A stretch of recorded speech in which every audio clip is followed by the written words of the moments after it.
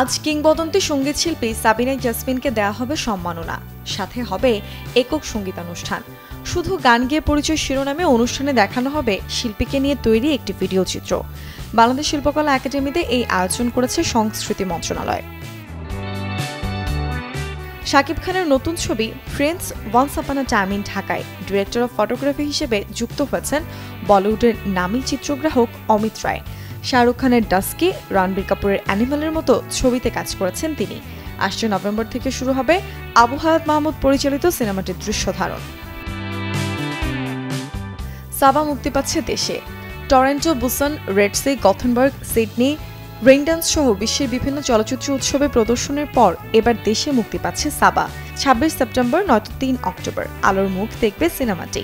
মেহজাবিন চৌধুরী অভিনীত সাবা পরিচালনা করেছেন মাকসুদ হুসাইন। ভেঙে যাচ্ছে পশ্চিমবঙ্গের সঙ্গীতশিল্পী মোনালি ঠাকুরের সংসার। সুইজারল্যান্ডের রেস্তোরাঁ ব্যবসায়ী মাইক রিচটারের সাথে বিচ্ছেদের পথে হাঁটছেন বলে দাবি ভারতীয় সংবাদ মাধ্যম জি নিউজের। সম্প্রতি ইনস্টাগ্রাম থেকে স্বামীকে আনফলো করেছেন গায়িকা, সরিয়ে দিয়েছেন দুজনের একসাথে থাকা ছবিগুলো। একই কাজ করেছেন মাইক। 2017 সালে মুম্বাইয়ে গোপন বিয়ের পর 2020 সালে তা প্রকাশ্যে আনেন মোনালি। 291টি চলচ্চিত্র নিয়ে শুরু হলো টরন্টো আন্তর্জাতিক চলচ্চিত্র উৎসব, যার একটি বাংলাদেশের স্বল্পদৈর্ঘ্য ছবি আলী। গতকাল থেকে কানাডার টরন্টো শহরে বসেছে আয়োজনের 50তম আসর। টানা 10 দিন ব্যাপী এই আসরে আন্তর্জাতিক তারকাদের মিছিল, ঝলমলে প্রিমিয়ার আর লাল গালিচার আয়োজন নিয়ে উৎসবমুখর হয়ে উঠবে গোটা টরন্টো শহর।